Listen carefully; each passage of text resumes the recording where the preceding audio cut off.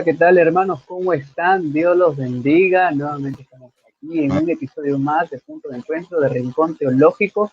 Tenemos un invitado especial a nuestro hermano Joaquín Moya. Pero antes de pasar a saludarlo al hermano Joaquín Moya desde Colombia, vamos a saludar a nuestros hermanos panelistas aquí con nosotros. ¿Cómo estás, Xiomara? Hola a todos, hola Natalio, Joaquín, Alejandro. Muy feliz, expectante por lo que vamos a conversar el día de hoy. En verdad que es un tema tan importante, pero a la vez nos va a ayudar y nos va a dar como que sostén y firmeza a los relatos bíblicos que vamos a hablar. Así que animarlos a todos a que se vayan conectando, que compartan el link, que puedan escribir también, porque eso nos anima. Así que nada, muy feliz. Amén. ¿Cómo estás, Alejandro? De Argentina. Che, ¿Cómo andan mis hermanos? Ustedes me dirán si se escucha bien el audio. no, esta vez sí se Así escucha. que esta vez sí se escucha bien, ¿no? La otra vez una falla. Acá súper contento. He de confesar que me siento como cuando uno va a un restaurante chino por primera vez y no sabe lo que va a saber, no sabe absolutamente nada. Así me siento con el tema de hoy, totalmente. Hoy me van a desburrar, como decimos aquí en Argentina. Así que nada, bienvenidos. Comenzamos con los problemas de audio contigo, Alejandro. Ya está, Una ya transmisión sin está. problemas de audio. Bueno, así que No, bienvenidos está. a todos viendo en vivo y un saludo grande a los que nos ven en diferidos y bienvenidos a este banquete de la teología que es este programa de Rincón Teológico. Muy bien. Así que sí, hoy ya vamos a tocar un tema muy interesante que es la arqueología y la Biblia. ¿Sí? Así que por eso quisiéramos saludar a nuestro hermano Joaquín Moya. ¿Cómo estás? Y bueno, también nos puede contar un poco más de usted para los que recién lo conocen, ¿no? Y lo ven. Gracias, Natalio. Muchísimas gracias por la invitación. Xiomara, Alejandro, qué bendición compartir con todos ustedes. Pues bueno, no sé qué les puedo decir de mí, ¿no? Hola, soy Joaquín Mauricio Moya. Saludos desde Bogotá, Colombia. Soy director y fundador de RTM Academy, que es una academia de formación cristiana en teología y apologética cristiana. Forma parte del ministerio que con mi esposa dirigimos, que se llama Revolution Time Ministries, donde también tenemos una radio misionera, tenemos un ministerio misionero también, y tenemos una librería online también de teología reformada sobre todo. ¿Qué más te cuento? Casado, una hija, un gato, no sé qué más te puedo decir. Me encanta Star Wars, mi gato se llama Obi-Wan, de hecho. Sí, no sé qué más decirte, no se pregunten No, ustedes, soy está bien, libro está bien. abierto. No, está bien, está bien. Este programa normalmente suele ser una especie de, no es tan noticiero, ¿sí? O sea, pero sí viene una especie de conversar, es una especie de conversación, así que siéntate tranquilo, fresco, todo tranquilo, nosotros nerviosos, ¿ya? Este, muy bien, Alejandro. Bien, para empezar, ¿no? Vamos a empezar directamente, vamos al grano con las preguntas, porque hay muchas preguntas, mucho contenido y muchas cosas interesantes para hablar hoy. Bien, yo recuerdo la primera vez que fui a uno de estos restaurantes chinos que me dieron los palillos, no sé si los vieron, esos palillos extraños, ¿no? Entonces cuando yo los vi digo, ¿esto qué es? ¿Qué utilidad tiene? ¿Cómo se utilizan estos palillos? Pero bien, vamos a hacer una pregunta mucho más técnica, ¿no? Un poco relacionado con qué es el tema de hoy. Y es que, ¿por qué es importante la arqueología bíblica y de qué manera está relacionada con la veracidad de la Biblia? Ok, bueno, interesante pregunta. Bueno, no lo mencioné, pero para los que no saben, soy profesor de arqueología bíblica en RTM Academy. Allí dicto la materia de arqueología bíblica, dicto también historia de la Biblia, tanto Antiguo como Nuevo Testamento, entre otros cursos que también dicto. Y bueno, también llevo ya casi, que les digo yo, unos 8 o 9 años más o menos trabajando en el campo de la arqueología bíblica, investigaciones, estudios y demás. La arqueología bíblica, digamos que voy a hablarles primero acerca de de lo que no es el fin de la arqueología bíblica. ¿Cuál no es el fin? No es el probar o refutar las historias bíblicas o los relatos bíblicos y los personajes bíblicos. Ese no es el objetivo de la arqueología bíblica. El objetivo de la arqueología bíblica es brindarnos un contexto un poco más amplio en cuanto al estudio de las escrituras se refiere, es decir, un contexto histórico y cultural también, ¿por qué no?, de los eventos en los que se desarrollaron, en los momentos en los que se escribieron las escrituras, en los momentos en los que estos personajes vivieron. Entonces, cuando tú estudias arqueología bíblica, puedes ponerle de pronto una cara al personaje, puedes ponerle un paisaje al lugar, puedes saber temas como, por ejemplo, cómo vivían los hebreos en el antiguo Egipto, por ejemplo, cómo vivían en Mesopotamia, cómo se vestían, sí, te da un contexto un poco más amplio. Es muy importante estudiar arqueología bíblica para entender eso, los contextos, ¿sí? Ahora, si bien la arqueología, el fin último de la arqueología no es probar o refutar la escritura, ¿sí? Pues indirectamente en ese estudio arqueológico, pues te proporciona evidencias a favor de muchos de los relatos y personajes que encontramos en la escritura.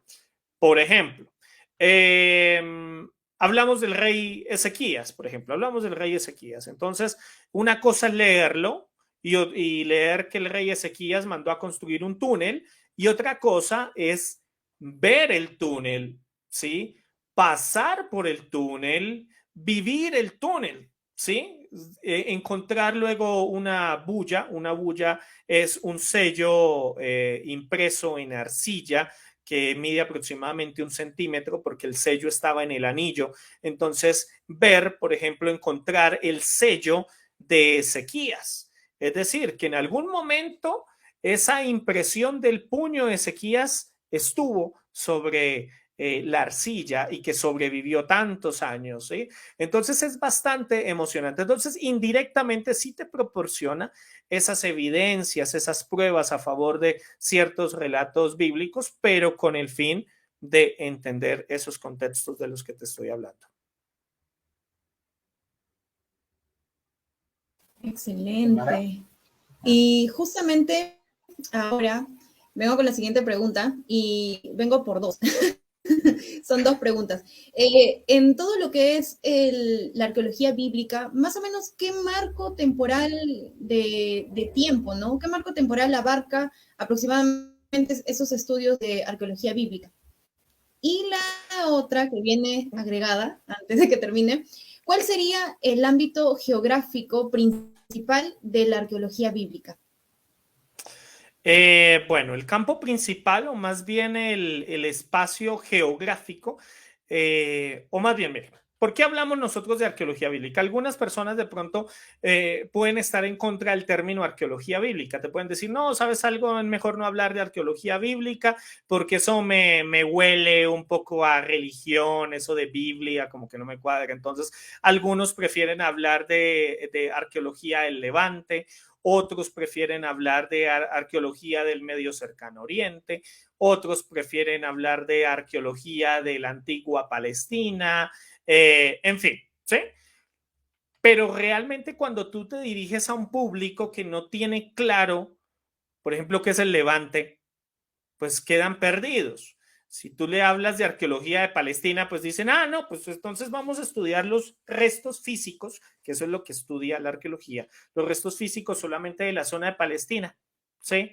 Es decir, nada tiene que ver con el norte, allá Mesopotamia, nada tiene que ver allá en el sur con Egipto, nada tiene que ver con un pedacito de Israel, ¿sí? Entonces no queda claro. Cuando hablamos de Medio Cercano Oriente, hay personas que solamente les suena la parte oriental, ¿no? Entonces, Oriente, eso me suena a Japón, China, Corea, o sea que hasta allá va.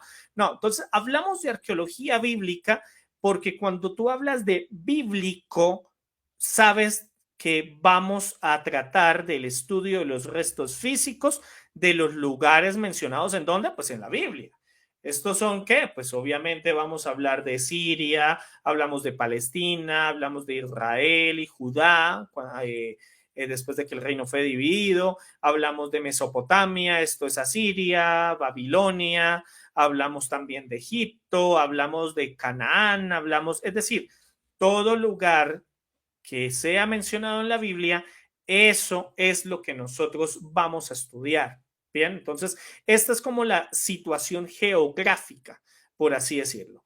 Ahora, en cuanto al tema de tiempo, cuando hablamos de los periodos arqueológicos, pues, ¿qué te digo? Pues obviamente hablamos de la historia rastreable físicamente de estas zonas de las que yo les estoy mencionando. Entonces podemos ir, por ejemplo, hacia el año 8500 antes de Cristo hasta el año 4300 antes de Cristo, que es donde encontramos el periodo neolítico o el periodo prehistórico allá en el Levante, hasta aproximadamente pues, ¿qué te digo yo? El año 1917 después de Cristo, que ya estamos hablando del periodo otomano. Bien, entonces te abarca todo este tiempo. Bien, ahora bueno, si me voy al periodo otomano, ahí ya no estoy hablando de arqueología bíblica como tal, sino también estoy hablando de arqueología de la iglesia o arqueología del cristianismo. Entonces podríamos llegar a hablar de pronto desde el año 8500 antes de Cristo aproximadamente, que es el periodo neolítico prehistórico, hasta podríamos situar hasta el año 70 después de Cristo, que es donde está la caída de Jerusalén, la destrucción del templo de Jerusalén, ¿sí? Como para ponernos en términos bíblicos, en fechas bíblicas más o menos.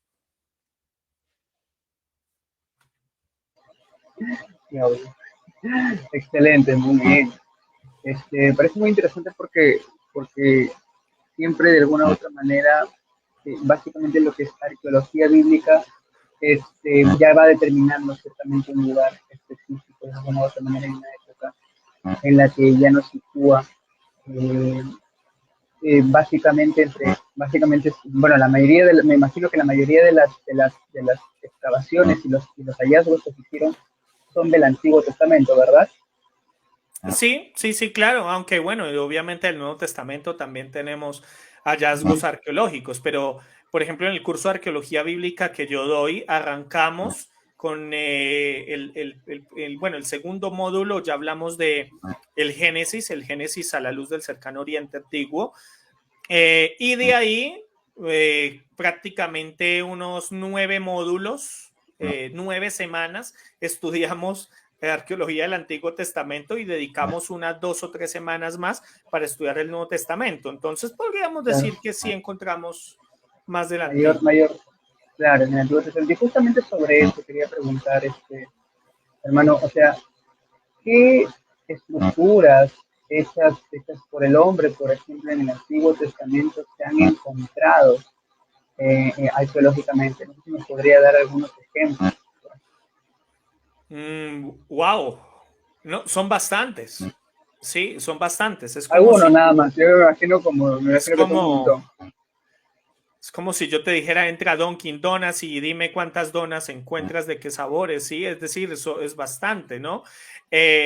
Por ejemplo, encontramos las puertas de Salomón que son mencionadas en Primera de Reyes, capítulo 9, que es Hazor, Geser y Megiddo. Encontramos esas puertas. Encontramos los cimientos de las viviendas desenterradas en Telesultán, es decir, Jericó. Entre ellos, por supuesto, el descubrimiento de las paredes dentro de las ciudades. Encontramos las trincheras, que es donde se encuentran las torres de Jericó. Les mencioné también el túnel de Ezequías, que mencionó en Segunda de Crónicas, que fue casualmente construido para el sitio, por el rey Ezequías, fue mandado a construir cuando la ciudad estuvo sitiada por Sennacherib hacia el año 701. Para no quedarnos solamente con el Antiguo Testamento, encontramos, por ejemplo, una casa en Nazaret. Tenemos evidencia arqueológica de Nazaret. Tenemos el Herodión, tenemos Masada, tenemos, bueno, estas son tan solo algunas de las construcciones que les puedo llegar a mencionar, pero por supuesto que encontramos muchísimas más. Y esto obviamente va a hacer que los relatos bíblicos tengan mayor peso, porque creo que también podría servir como una herramienta apologética, pero también ubica en el contexto, me imagino que a la hora de la interpretación. ¿Sí? Sí, sí, porque mira, de hecho, todo relato, todo libro que reclama ser histórico debe pasar por unos criterios, ¿sí? Es decir, no estoy hablando de la Biblia, estoy hablando de cualquier otro libro, ¿sí? Aquí les puedo hablar de de la vida de los 12 Césares, les puedo hablar de cualquier otro libro, ¿sí? Entonces se aplican unos criterios. Uno de esos criterios, por ejemplo, es el criterio de la coherencia. Esto quiere decir que debe encajar con otros aspectos históricos el relato. Eso quiere decir que si a mí me habla, Segunda de Crónicas, que un rey llamado Ezequías mandó a construir un túnel porque la ciudad se encontraba bajo asedio en el año 701 por el rey Sennacherib. Eso quiere decir que debo encontrar algún registro histórico y arqueológico de una persona llamada Sennacherib, ¿sí? De un túnel de semejante tamaño construido en el lugar donde es mencionado. Debo encontrar también evidencia arqueológica de un rey llamado Ezequías. Debo encontrar evidencia arqueológica de un asedio en el año, cerca del año 700, por un rey asirio. Y pues obviamente vamos a excavar en estos lugares y ¿qué es lo que encuentro? Pues encuentro evidencia arqueológica de un asedio, encuentro evidencia arqueológica de un túnel, encuentro una bulla, un sello de Ezequías, y en fin, ¿sí? Entonces sí, indirectamente, claro, proporciona una prueba que se puede usar en la apologética histórica, por decir algo.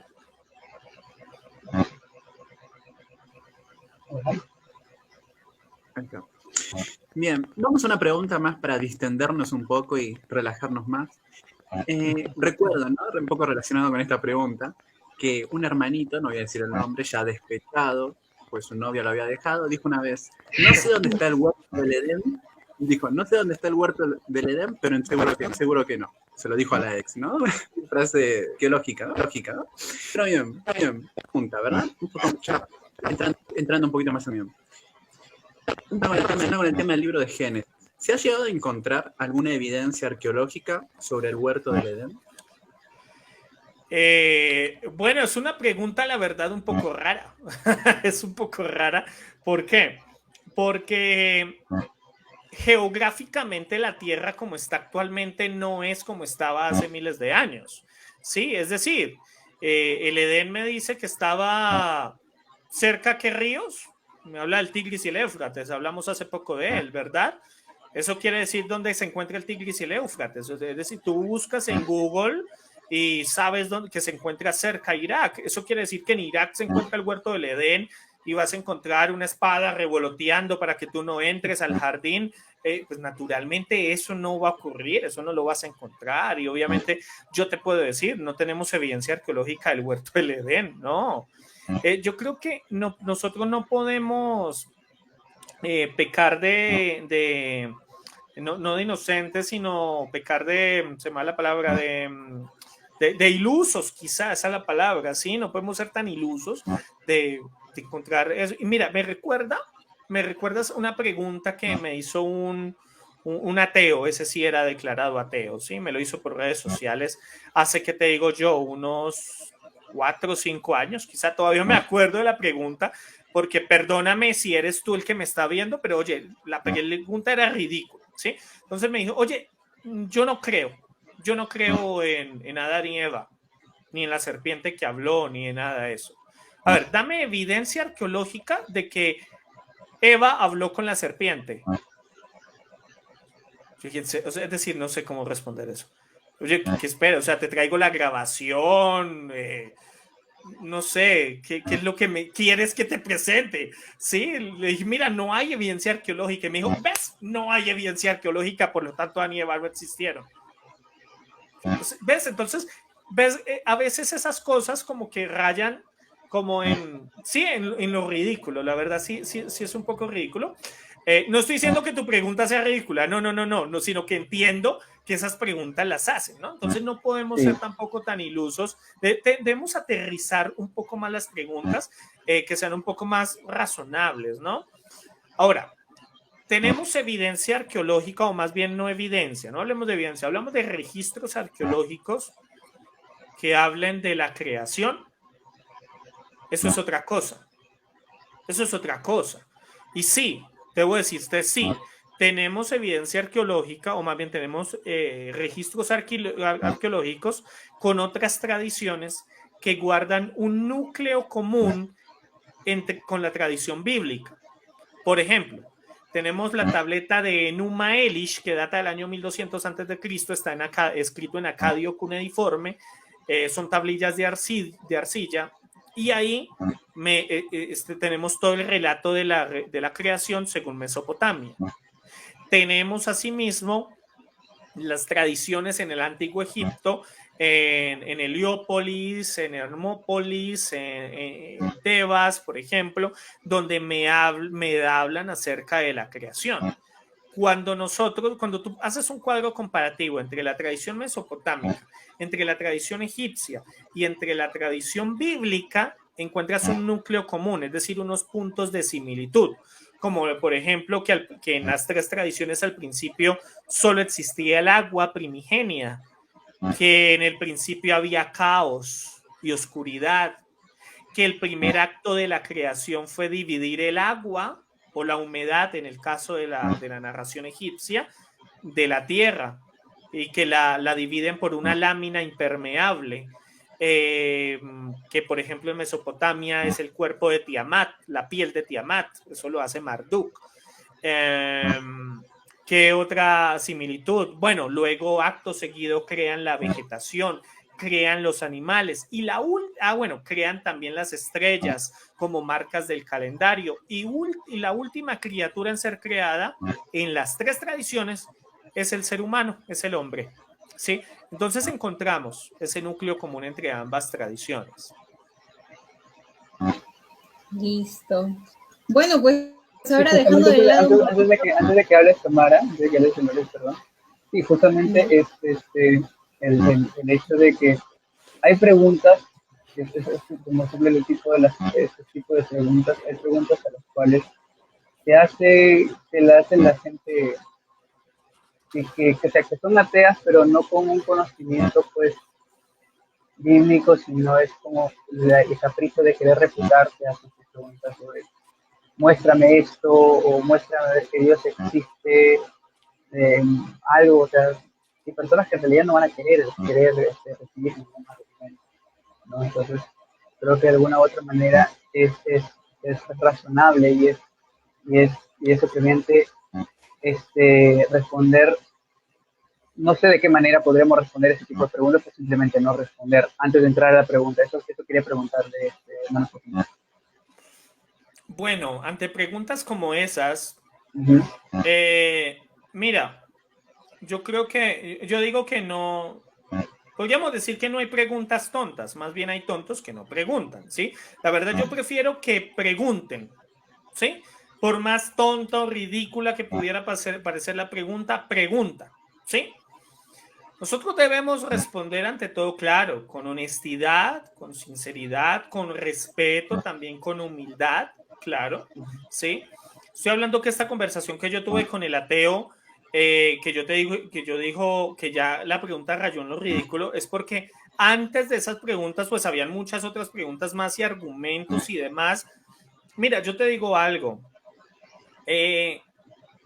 Hay gente que no cree, no porque haya carencia de evidencia, de pruebas, de registros, no, sino simplemente porque ya asumieron, ya hay una presuposición, ya hay una disposición previa a no creer, ¿sí?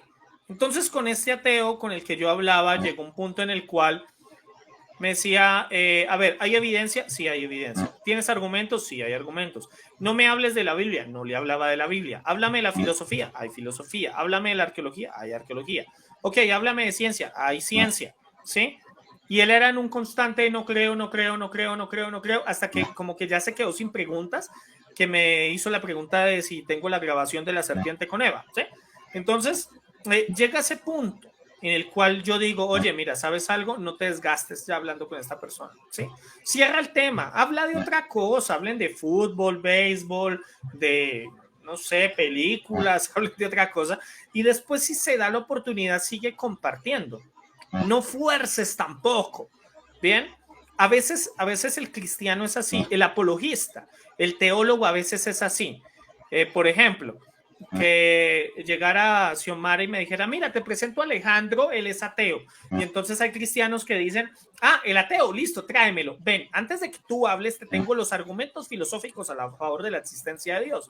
Y te tengo el calán, el ontológico, el moral, el axiológico, etcétera, etcétera, ¿no?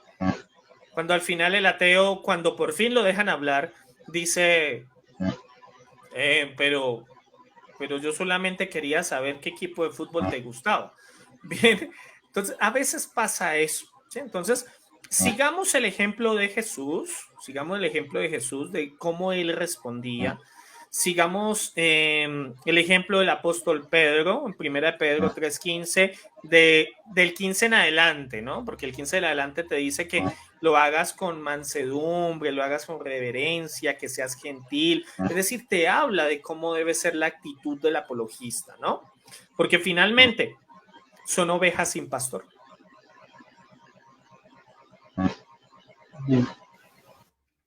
Exacto, bien. Ahora, dejando ya un poquito de lado el jardín del Edén, la serpiente y Eva, pues vamos a ir al diluvio.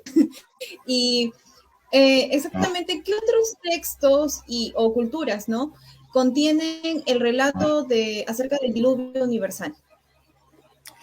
Bueno, ya les hablé del núcleo común entre varias tradiciones, ¿no? De los que son los puntos de similitud. Yo te digo que en toda la historia del antiguo Cercano Oriente, una de las historias que más registros hay y de los que más puntos de similitud encontramos entre tradiciones es la del diluvio. ¿Sí? Es la del diluvio. Uno diría la creación, no, el diluvio. El diluvio está por encima de lo que encontramos sobre la Torre de Babel, sobre la creación y sobre cualquier otra historia. Encontramos, por ejemplo, la epopeya de Atrahasis, que data del año 1900 a.C. Encontramos la epopeya de Gilgamesh, yo creo que la más conocida, que data del año 2500.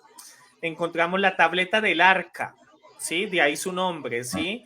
Que data hacia el siglo VIII, siglo IX antes de Cristo. Tenemos el fragmento de la inundación ugarítica, así se le llamó. Tenemos la lista de los reyes sumerios. Incluso, mira, la lista de los reyes sumerios que data del año 1800 antes de Cristo te menciona incluso los reyes antes del diluvio y después del diluvio. Por eso se llama la lista de los reyes sumerios. Pero lo más sorprendente es que son las similitudes entre las tradiciones. Por ejemplo, te hablan todos estos registros que te acabo de mencionar y la tradición te habla de un héroe salvado de las aguas, de una inundación. Te habla de un arco, de un barco o de un arca o de un bote. Me habla de que el héroe de la historia trae animales al barco. Me habla de que después de la inundación el barco descansa sobre una montaña. Me habla que cuando termina la inundación y bajan los animales con el héroe, el héroe, el protagonista de la historia, ofrece sacrificios a los dioses. Y quizás uno de los puntos que más me sorprende es que el héroe envía pájaros, incluyendo una paloma y un cuervo. O sea, son demasiadas similitudes. Y aquí no les estoy hablando de la Biblia, acá estoy hablando de lo que hablan las tabletas de las que les acabo de mencionar.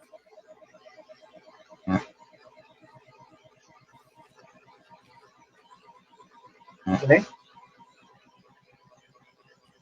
No, yo. Perdón. ¿Sí me escucharon o estuve hablando todo este tiempo solo? Ok. No, sí, escuché de verdad. Creo yo que es muy interesante poder tener también otros recursos que puedan apoyar también al relato bíblico para poder sustentarlo. Una de las preguntas que también me genera mucha curiosidad, estamos intentando abarcar de alguna u otra manera toda la Biblia sobre algunos hallazgos, no son todos, obviamente hay más, y esta pequeña entrevista no va a abarcar mucho. Por ejemplo, la cabeza y la armadura de Saúl, depositadas en 2 templos en Bet-Shan. Ambos templos, el filisteo y el cananita, se han encontrado en esos hallazgos. Claro, claro, desde luego. Hablamos que, bueno, hacia el año 1900, hacia los años 1920, hacia los años 20, 1925 más o menos, se descubrió en una expedición que se hace en el Museo de Beisán, se encuentra ya en la antigua Bet-Shan, que es la que tú mencionaste allá en Palestina, se encuentra un total de 4 templos cananeos, ¿sí? 2 que fueron construidos durante la época de Ramsés II, hacia el año 1292, 1225 aproximadamente. Se encuentran también unos templos de Seti I, que es el antecesor de Ramsés II, que es hacia el año 1300 más o menos, que es durante el periodo de la Marna. Entonces ahí se encuentran también estos templos, ¿no? Ahora, ustedes dirán, no, pues que hasta ahora me estás hablando son de faraones egipcios. ¿Qué tiene que ver con esto? Pues bueno, la muerte de Saúl ocurre hacia el año 1020 antes de Cristo aproximadamente. Bien, durante esta época los filisteos ocupaban estos templos en Bet-Shan. Y en esos templos, esto es lo que también narra, esto es totalmente acorde con lo que menciona Primera de Crónicas, por ejemplo, que es el relato del que me estás hablando. Los filisteos están aquí, en esta zona, utilizando estos templos. Usan estos templos tenemos un templo que es el templo del dios Dagón, ¿sí? Y tenemos otro que es el templo de la diosa Astarot, ¿sí? Entonces tenemos evidencia arqueológica de estos templos, no solamente los templos, ¿sí? Las ruinas, sino que también encontramos objetos como vasijas, tiestos de cerámica, entre otras, ¿no? Entonces, la respuesta es sí. Sí tenemos. Ahora, que me digas que, entonces te encontraron la armadura, no, obviamente, y la cabeza, no, pues tampoco. No la vamos a encontrar, ¿no? No creo que se encuentre, ¿no? Y si se encuentra un cráneo, pues, no, ¿cómo saber si era de Saúl, ¿no? No lo etiquetaron, ¿no?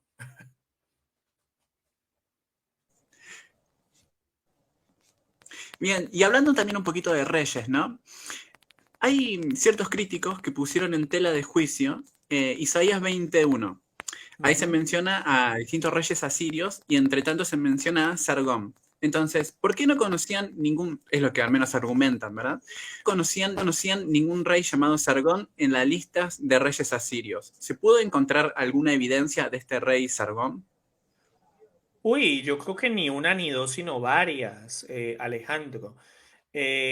Sargón II, quien fue quien reinó hacia el año 721, hacia el año 705 antes de Cristo. Encontramos, bueno, sin ir tan lejos, encontramos un templo que es el templo de Sargón, ¿sí? Encontramos los relieves que son los relieves de Sargón.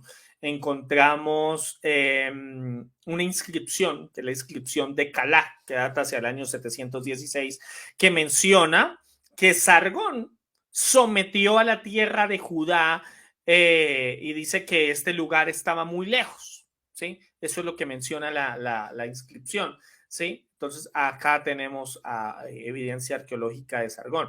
Tenemos inscripciones, tenemos un templo, tenemos relieves, ¿sí? Es decir, evidencia es lo que tenemos acerca de Sargón.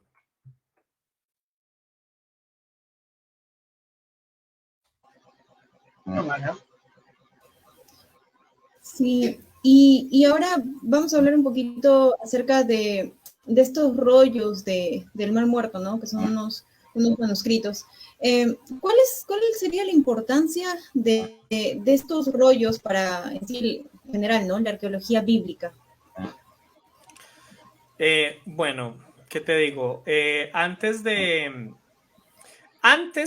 que se descubrieran los rollos del Mar Muerto, los manuscritos más antiguos de los que nosotros disponíamos del Antiguo Testamento databan de 1000 años después de Cristo, ¿sí?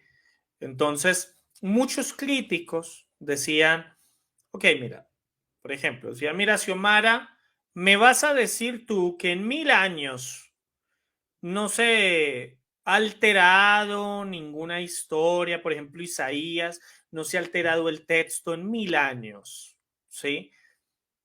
Y pues generalmente quedábamos desarmados porque, pues, o sea, ¿qué podemos decir? Realmente no tenemos manuscritos tan tempranos.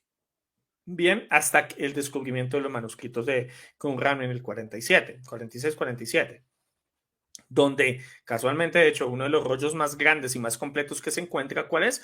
Pues es el rollo de Isaías.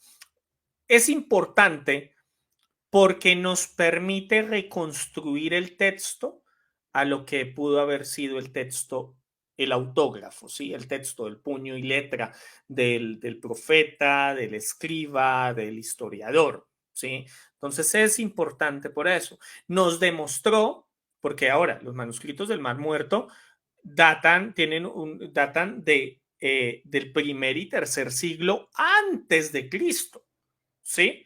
Si tú comparas el rollo de Isaías, que data del primer siglo antes de Cristo, y lo comparas con, no nos vayamos con el Códice Leningrado, que era el más antiguo que teníamos del rollo de Isaías, ¿sí? O más bien de la Biblia hebrea. Vámonos abre tú el 1Q Isaac, que es como se llama el gran rollo de Isaías, y compáralo con el libro de Isaías que tú tienes en tu Reina Valera, en tu Biblia de las Américas, en tu nueva traducción viviente, en tu nueva versión internacional. Compáralos, ¿sí?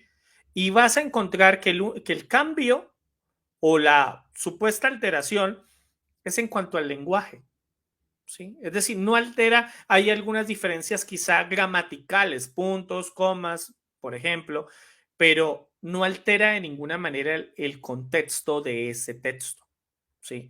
Entonces, por eso son importantes. Para la crítica textual es demasiado importante porque te permite reconstruir lo que era el documento, el autógrafo, el documento original. Para la apologética, obviamente es importante porque te permite responder a la gran pregunta que le hacíamos a Xiomara. ¿En 1000 años se ha alterado el texto?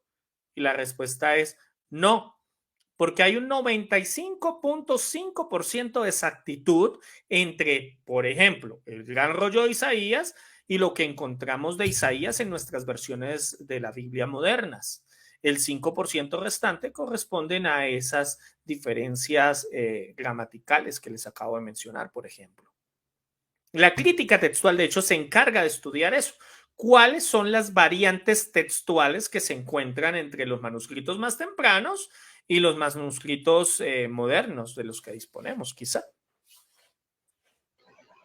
Claro.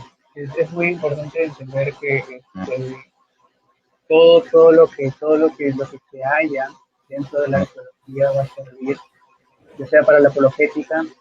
Y también aquí viene otra pregunta: ¿qué tan importante, ¿sí?, la arqueología bíblica puede ser a la hora de interpretar un texto? Y viene otra pregunta detrás de esta, pero primero responda a esta, después le hago la última pregunta. Ok, ¿me repites nuevamente la pregunta? Perdón, Natalio. Sobre qué tan importante es la arqueología bíblica a la hora de interpretar un texto, de conocer la arqueología bíblica, los textos encontrados, etc. Ok, la arqueología bíblica te brinda ese contexto histórico, ¿verdad? Ese contexto cultural. Es importante porque de hecho te ayuda a ponerte como en los zapatos o más bien en las sandalias de los personajes bíblicos, ¿sí? Cuando hablamos de, por ejemplo, la historia de David y Goliat, entonces te habla que Goliat es un gigante y nosotros, gracias a la ciencia ficción, pensamos que Goliat, el gigante, pudo haber medido, ¿qué? 20 metros, 30 metros, 40 metros. No, pues no. Básicamente Goliat pudo haber sido un jugador de la NBA, ¿sí? Es decir, en cuanto a estatura, eso te lo brinda la arqueología. La arqueología te ayuda a ver ese tipo de cosas. ¿Cuál era, por ejemplo, el tamaño, cómo pudo haber medido Goliat? Aunque de hecho la Biblia te menciona cuánto medía Goliat. Y Goliat, la Biblia no te dice que eran 40 metros. Bien, la Biblia te ayuda, la arqueología bíblica te ayuda te ayuda, por ejemplo, te demuestra cómo eran las condiciones en las que vivían, por ejemplo, los primeros cristianos, ¿sí? Que nosotros a veces leemos, sí, encarcelaron a Pablo, sí, azotaron a Juan, ok, sí, y a veces lo pasamos, nos es paisaje, se nos convierte en paisaje la historia bíblica, ¿cierto? Cuando leemos Hechos de los Apóstoles, Romanos, en fin, pero cuando ves desde la arqueología cómo se torturaba a una persona, cómo se le azotaba, cuáles eran los castigos, cómo eran las prisiones, ahí es donde todo esto que está en letras cobra vida en tu cabeza. Mira, no vayamos incluso tan lejos, vamos a la historia de Jesús. La arqueología te dice cómo era el flagrum, cómo era la flagelación. Te dice que el flagellum eran unas tiras de cuero que en su punta tenían bolas de hierro para causar hematomas y tenía también a lo largo de toda la tira de cuero, tenía unos huesos de carnero o huesos de animales ahí incrustados para que cuando cayera el golpe sobre la espalda del sentenciado al retirar el flagelo, no solamente las bolitas de hierro causaran moretones, sino que estas tiritas de hueso, estos fragmentos de hueso desgarraran la piel cuando se retiraba. Cuando tú ves eso, cómo era la tortura que soportó Jesús, oye, mira, yo te digo algo, eso fue lo que me dejó a mí abandonar mi ateísmo. Yo antes era ateo. Y cuando vi que históricamente esto era verdad, que realmente Jesús no solamente vivió, no solamente ministró, no solamente predicó, sino que soportó esto por mí, por este ateo, sí, que lo estaba negando y lo estaba repudiando. Oye, no me quedó más remedio que caer de rodillas y decir, perdóname, Dios. Tú soportaste todo esto por mí. Y eso me ayudó a comprenderlo la arqueología. A veces pensamos que por los azotes de Jesús fueron, un simple látigo. Cayó el látigo, pobrecito Jesús, ¿cierto? Pero cuando ves que, oye, imagínate eso, que caigan bolas de hierro sobre tu espalda y que al retirar ese cuero desgarre tu piel una y otra vez hasta que ya no caiga sangre, sino que caigan gotas de agua porque ya no hay casi sangre de todo lo que te han caído. Cuando después de eso te obligan a cargar un madero. Oye, es imposible tú no entender el contexto, ¿sí? Bien, entonces eso interviene la arqueología. Ahora, escuchen, y acá hago una aclaración porque yo creo que sería un traidor si no lo mencionara, porque de hecho soy profesor de bibliología dentro de la academia, enseño también crítica bíblica, crítica textual, exégesis y hermenéutica también dentro de este curso de bibliología que doy. Y hay algo que menciono, escuchen esto. La Biblia no necesita de la arqueología u otra disciplina científica para demostrar su autoridad. No. No necesitamos tampoco de la arqueología para interpretar la escritura. No. La arqueología te ayuda y te brinda un contexto como yo se los acabo de explicar, de pronto un poco sangriento quizá, pero es real, sí, es real, te ayuda en eso, pero cuando hablamos de una interpretación teológica, cuando hablamos, por ejemplo, de doctrinas como antropología, soteriología, martiología, entre otras, neumatología, en fin, cuando hablamos de doctrinas bíblicas, pues la Biblia se interpreta a sí misma, sí, sola escritura, principio de sola escritura. Entonces, la Biblia se interpreta a sí misma, ¿de acuerdo? Y entonces estas simplemente son ayudas. La arqueología simplemente es una ayuda. La Biblia no necesita de otras disciplinas para ser la autoridad, ¿no? La Biblia por sí misma es la autoridad. Porque en el momento en el que tú pones a la arqueología como autoridad de la Biblia, pues la Biblia pierde su autoridad, ¿cierto? ¿Por qué? Es decir, hay una autoridad más grande que la Biblia misma, hay una autoridad más grande que la palabra de Dios, por ende hay una autoridad más grande que Dios. ¿Y cuál es? Pues la arqueología. ¿Sí? Entonces no debemos ver tampoco la arqueología de esa manera, ¿de acuerdo? Cierro paréntesis, bien, es necesario haber hecho esa aclaración.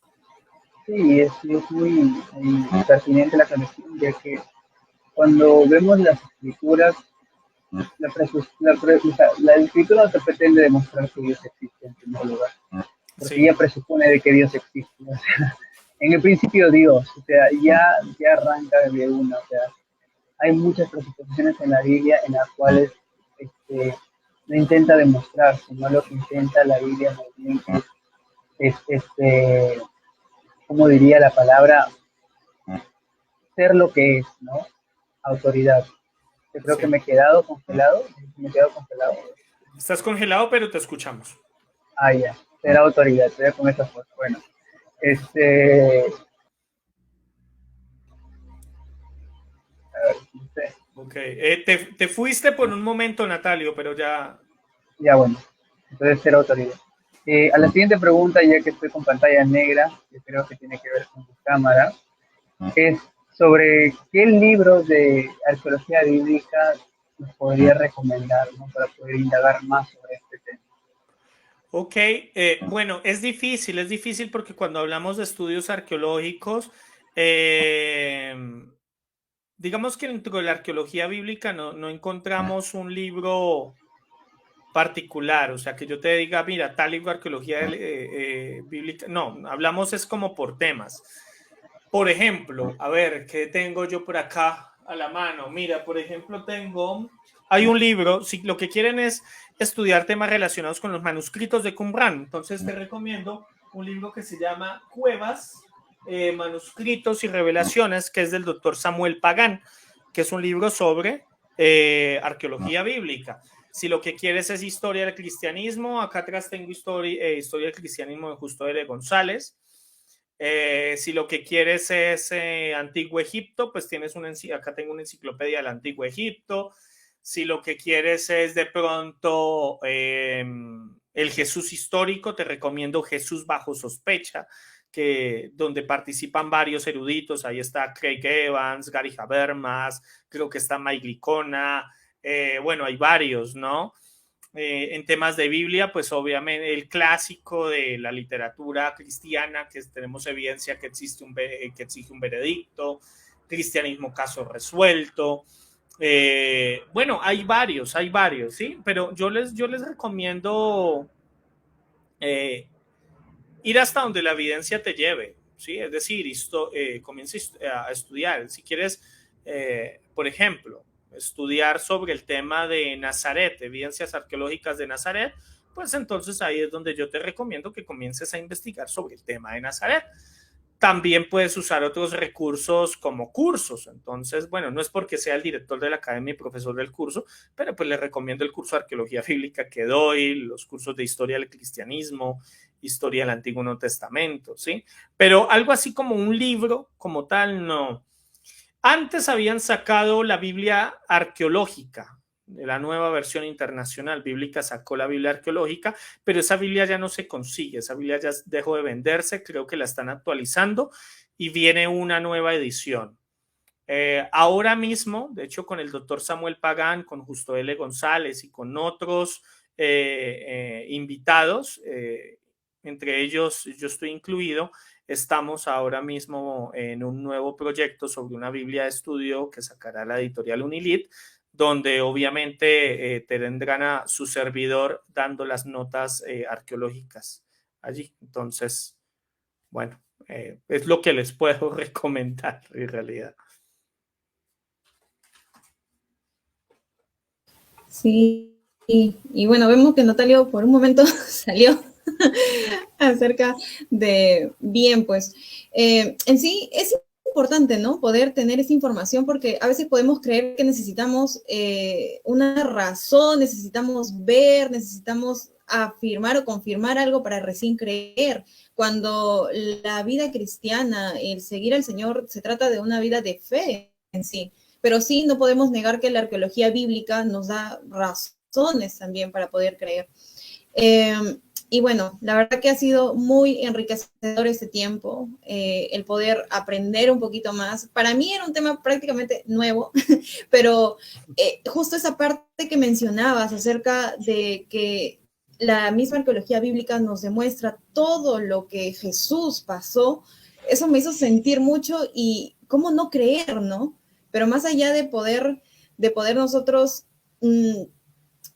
tener la certeza, o sea, el imaginarnos todo lo que pasó Jesús, yo creo que la Biblia de por sí, que es la autoridad máxima, tenemos suficientes razones para poder creer en el Señor, en la misma naturaleza, pero tenemos su palabra, ¿no? Así que muchísimas gracias, Joaquín, de verdad que ha sido muy bueno. No sé si Alejandro, a ver, ¿qué es lo que te ha parecido a ti, Alejandro?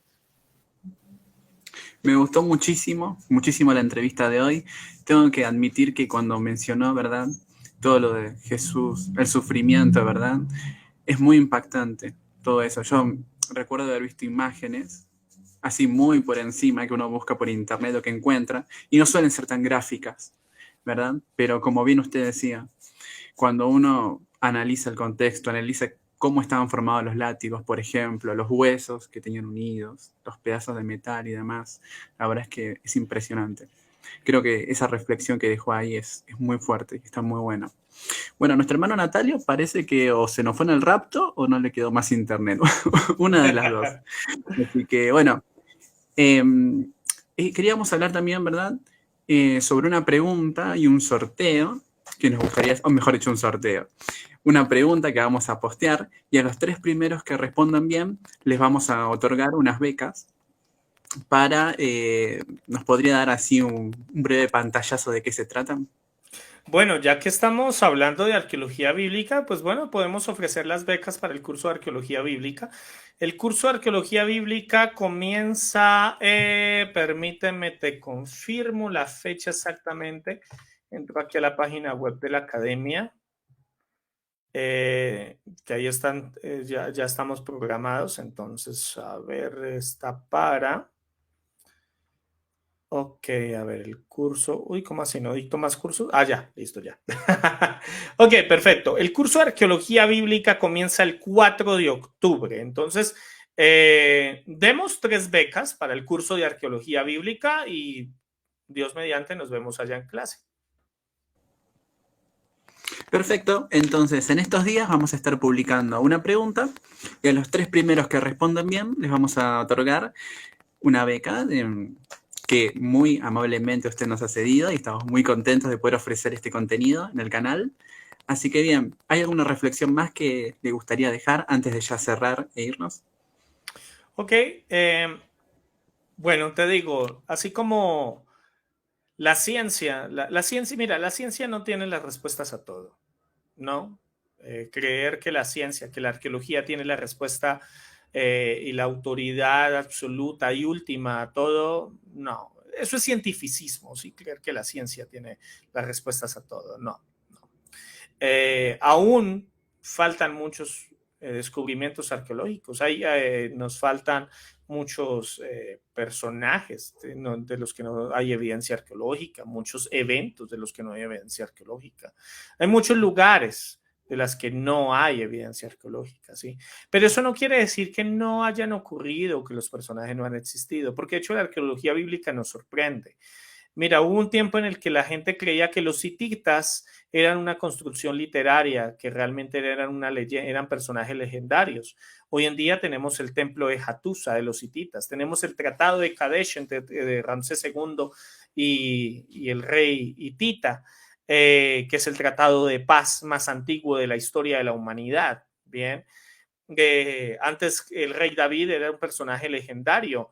La dinastía davídica era una historia mitológica, legendaria, una fábula realmente. pero luego encontramos la estela de Tel Dan y otras evidencias arqueológicas que me habla de la casa de David. Y así hubo gente que no creía que Nazaret existía hasta que se encontró una casa en el lugar donde mencionaba Nazaret. Entonces, si hay algo que nos demuestra la arqueología bíblica, es que no hay evidencia arqueológica de ciertos relatos y personajes por ahora, ¿sí? No sabemos. Uno de los grandes egiptólogos de hoy, quien fue director de la Autoridad de Antigüedades de Egipto, que es Zahi Hawass, él dice que solamente el 30% de todo Egipto ha sido excavado, falta el 70%. No sabemos qué vamos a encontrar en ese 70%. Bien, entonces no puedes convertirte en un cristiano evidencialista. Es decir, ese cristiano que dice, si no hay evidencia, yo no creo. No puedes, porque te puedes sorprender. Bien, tampoco puedes dejarte llevar, cometer esa falacia de autoridad, entonces en el que si una autoridad no lo afirma, entonces tú no crees, o entonces el argumento es débil, o en fin, ¿no? Porque también somos seres humanos, no las sabemos todas, no somos omniscientes, ¿de acuerdo? Entonces, tú estudia, tú prepárate. No necesitas tampoco entonces sacar una maestría, un doctorado en historia, arqueología bíblica, ser arqueólogo. No, yo no soy arqueólogo. ¿No? Todo esto que he aprendido ha sido por investigaciones propias, lecturas, cursos y demás, ¿no? Eso también lo puedes hacer tú, ¿no? ¿De acuerdo? El límite te lo pones tú, ¿no? Entonces, más bien ve, estudia la palabra primeramente, usa todas estas herramientas que el Señor te ha dado, como la arqueología, la ciencia y demás, úsalas como herramientas, pero lee la palabra, estudia la palabra, medita en ella, pero no te quedes con ese conocimiento en la cabeza. Predica también aquello que has aprendido, enseña aquello que has aprendido, ¿no? Entonces este es el mensaje que les quiero dejar. Muchas gracias por haberme invitado en esta noche, realmente ha sido una bendición, un placer saludarte, Xiomara, Alejandro, qué bueno poder compartir a futuro, poder compartir con ustedes un poco más. Natalio, pues bueno, ya está allá en la presencia del Señor, pues bueno, que nos guarde allá un lugar, si nos quedamos, de pronto si el rapto es parcial, entonces, pues bueno, ni modo, ¿no? no, bromeo. Natalio, también gracias por la invitación, hermano.